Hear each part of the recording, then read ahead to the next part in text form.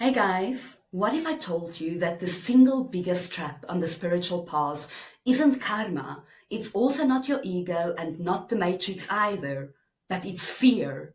Fear keeps us from starting, it also keeps us from going deeper, and fear is the number one reason why so many people never step into true transformation, even when they are surrounded by spiritual books, by crystals, and by mantras. And fear doesn't just stop you from evolving, it actually shapes your entire reality. And that is exactly what we are going to talk about today.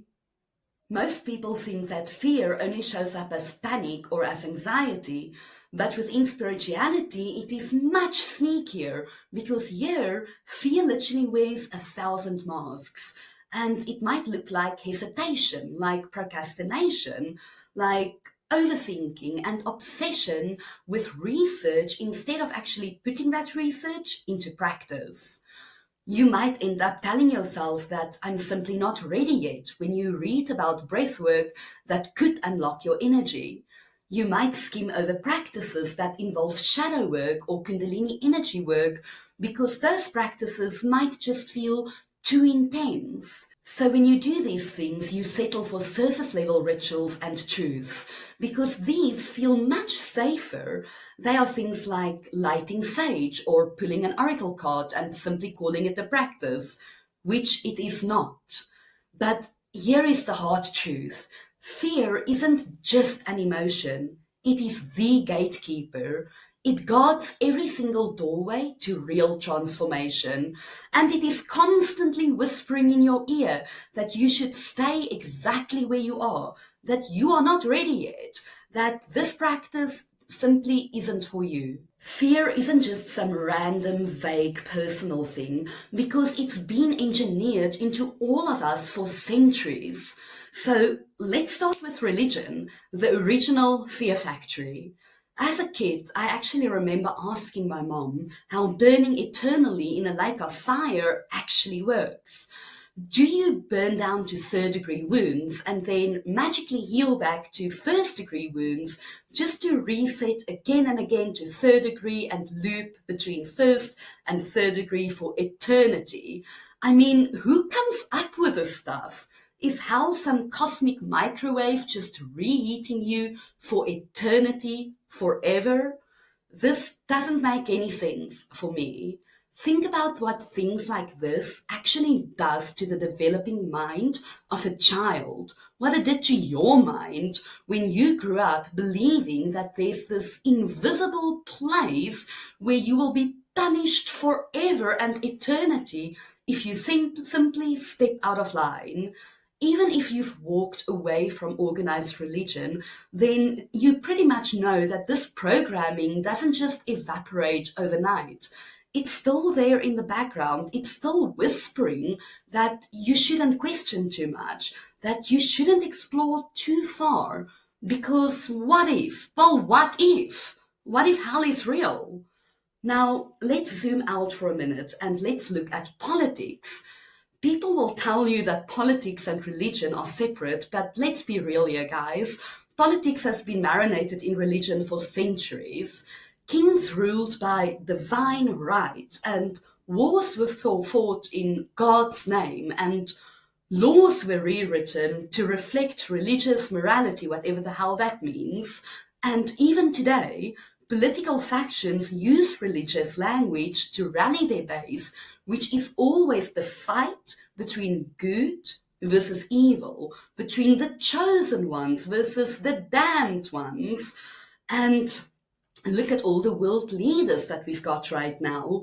The Middle East is literally an endless loop of fear. Netanyahu, Putin, Trump, even Elon Musk. At this point, really, all of those guys are any shrink's wet dream. These guys aren't just politicians and they aren't just businessmen. They are archetypes of fear and chaos. And their constant posturing and arguing is a theater stage that is designed to keep the masses tense, anxious, and distracted. And you can pretty much feel it in the air because people are walking around with this low level dread all the time because there's always some big doom narrative that is just looming and just waiting to happen over the horizon. This imminent doom looks like wars, it looks like climate change, it looks like economic collapse. And honestly, it's like the apocalypse is on a permanent pre order. And what happens when that happens? When the world feels disempowered, then what do? We project that disempowerment in the world onto ourselves. So after a while, we believe that we are powerless too. Then we stop exploring because we are powerless, right? We stop creating, we stop asking dangerous questions that could set us free. Because fear, whether religious, political, or collective, has taught us all to stay in our box. So let's take a breather here and talk about the New Age movement, because the New Age movement loves to brand itself as the antidote to fear, because these guys are all about love and light. Raise your vibration, think positive thoughts. And when you do these things, when you raise your vibration and think positive thoughts, then magically, supposedly, the universe will just automatically deliver what you want. So it sounds amazing, right? Until you realize that it's literally the same fear, just in a prettier package. Because most people in the New Age are terrified of darkness. I'm not talking about evil here, guys. I'm talking about the parts of themselves, the shadow parts, the dark parts of themselves that they simply don't want to look at. They don't want to acknowledge these parts. They want to pretend like it doesn't exist, like their shame, their anger, their unresolved pain just isn't there. So they slap a mantra on it and then call it healing. So if someone's life is falling apart, and I'm sure you've seen this before, and they are broke and their relationship is toxic, they are spiritually bypassing all of this like it's an Olympic sport.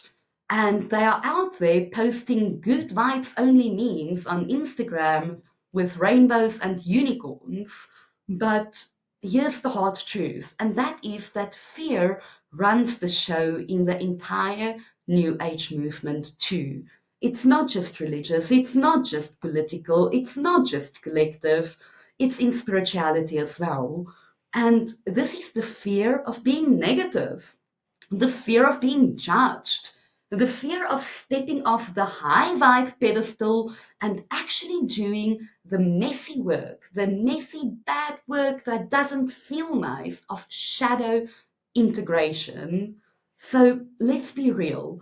There's a reason that ancient spiritual practices were kept a secret for centuries and longer, because real transformation isn't Instagrammable. It's not pretty, guys, because it's uncomfortable, it is messy, and it is raw. And it's designed to be like that because it's supposed to strip you down to nothing, to remove the old, to make way for the new. But the New Age avoids all of that because instead it gives people safe, sanitized rituals. Buy a crystal, light some sage, pull an oracle card, and tell yourself that you're aligning and that you are going to think positive thoughts only. It's like spiritual fast food because, just like real fast food, it doesn't have any real long lasting nutritional value. So, New Age spirituality by design is quick, convenient, and comforting. And it's not just the individuals within the system practicing New Age spirituality, but according to me, it's the entire movement. Because most New Age spaces won't touch anything or even think of anything that is too dark or too taboo. They avoid real, raw topics like sex, like death, like power, because those are gateways to real transformation. And unfortunately, when you step through those gateways, it requires you to face your fears head on. It requires courage. But fear doesn't just go away when you avoid it. it actually grows. It grows quite a lot when you avoid it. And eventually, people get stuck in a loop. And this loop looks like trying a new ritual, trying a new practice every week until it doesn't feel good anymore, and then resetting and falling back into old patterns. But here's the uncomfortable truth: light and love is not the answer to fear. Courage is. And courage means walking into the parts of yourself and the world that literally scare the shit out of you and facing it head on. Fear doesn't just keep people out of spirituality because it actually shapes what they think spirituality is. It tells them which practices are acceptable and which ones are forbidden. It even reprograms their perception of God. So let me ask you something. If God created everything, then why wouldn't the body that He also created, with its pleasure centers and raw life force intact, be sacred too? Why design a system that's wired for ecstasy and then call that ecstasy sinful to explore? That contradiction isn't divine at all. It is religious programming. It is dogma. It is fear, shame, and guilt layered into us through centuries of dogma until we internalize the idea that power and pleasure are dangerous, that we are not allowed to experience them. And that programming runs deep. For centuries, institutions kept people compliant by controlling their fear, by playing into it. The church told you that questioning would send you to hell, eternal doom and flames and burning. Society told you that expressing your desires made you immoral, and governments told you that breaking the rules meant ruin or prison or collapse. And that collective fear didn't just vanish, it's in your parents' voices when they warned you not to play with dark things. It's in your gut when you hesitate to step off the beaten path to explore and to find your own truth. You see it in how people respond to sex magic. I mean, oh my word, just mention that word in public and there's this collective tightening because this topic is just too taboo, too risky. But sex magic isn't about indulgence at all. It's about transformation. It's actually pure. It's about channeling the most primal energy into altered states of consciousness, into creation, and into real transformation and even manifestation. The same energy that ancients used in temples and rituals to dissolve the ego and to touch the infinite or to become closer to God. But most people never even get there because their fear stops them before they even try. It shows up as I'm not ready, as what if something bad happens, or as maybe I'll wait until I've done more healing first. But waiting becomes the default over time, and without realizing it, they've made the decision to stay in the safety of theory and to never even risk the practice where real transformation will take place. And it's no different with psychedelics, plant medicines, mushrooms, and ayahuasca. These tools that can crack open the rigid walls of the self. That fear tells many people no. It says it's too dangerous, it's evil, it will take you too far, and maybe it will break you, and maybe it will take you too far. But isn't that the point? Fear keeps people clinging to control when transformation requires complete surrender. And this is why the left hand path is so feared, because it demands that you step into the unknown without a savior there to hold your hand. You have to face the abyss and whatever parts of yourself you've been running from, and you have to do this alone. It is the path of autonomy, of responsibility, and raw, unfiltered experience. The right hand path was never meant to be the opposite of the left hand path because originally it was about discipline, about refinement and integration. But over time, unfortunately, even the right hand path was hijacked by religious dogma and now the New Age movement. Now it's become synonymous with abstinence, with moral purity, and all of this endless love and light bullshit. But what use is purity if it is rooted in fear? And avoiding darkness doesn't make you enlightened at all, it makes you stagnant and afraid. Alchemy understood this better than most other systems. The alchemists didn't avoid the shadow, they entered into the shadow willingly. They understood the need for transformation via transmutation. And only by confronting the chaos within yourself can you actually purify that chaos, and create the philosopher's stone. Fear doesn't want you to know any of this because fear wants you to stay small. It wants you to stay clean. It wants you to stay pure. But what if the only way out is through the dirt, through the shadow, and through the chaos? Now, this is the real secret. Fear is only the threshold. It is the guardian of transformation, and most people, unfortunately, will spend their lives kneeling before this fear, almost praying to it, never realizing that the only way to defeat it is to walk straight through this fear by building courage, by building resilience, by saying no to that fear. So guys, the hard truth is that fear isn't going anywhere. You can meditate for 10 years, you can chant mantras until your throat is raw, you can surround yourself with crystals the size of a toddler, but fear will still be there because it's not a glitch in the system, it is the system.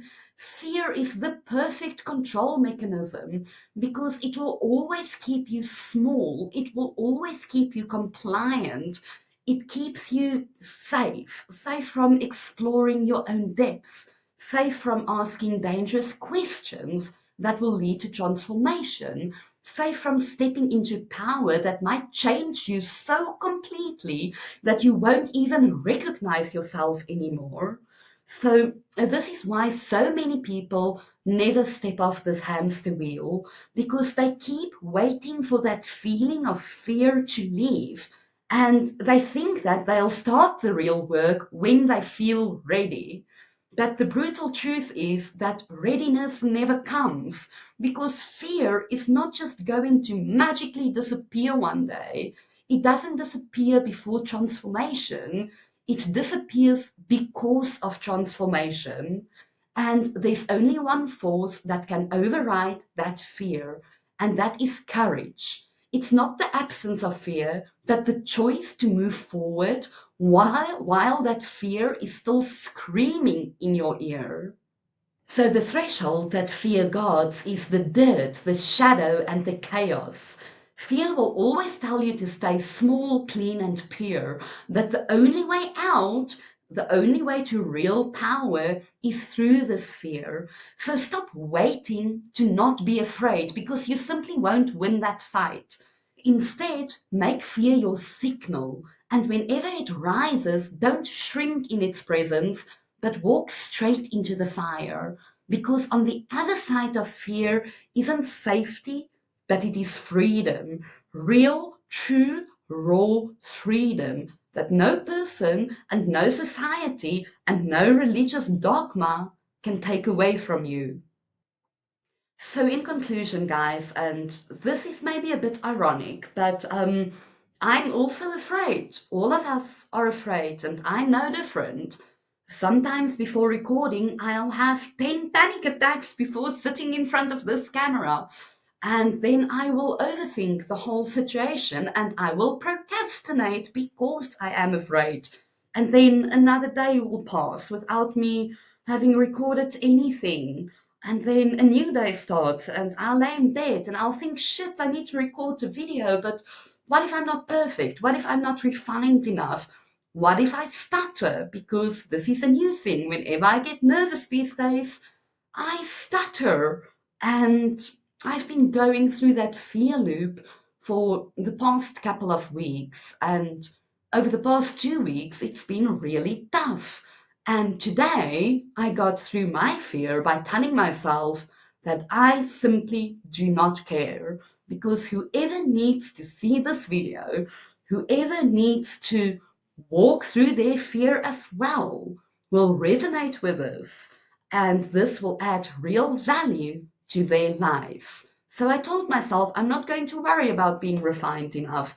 I'm not going to care if I stutter a million times. If it happens, it happens. I'm not going to edit it out. I'm just going to put it out there. And that is exactly what I'm doing today. And guess what? Because I told myself this beforehand, I went into my recording room with a more relaxed mindset, with a lighter spirit, and the lightness of your spirit is important in countering fear. And I didn't actually stutter. So I barely have any editing work to do. And it means if I can do this, then you can do this as well. Just take that first step of getting yourself into motion.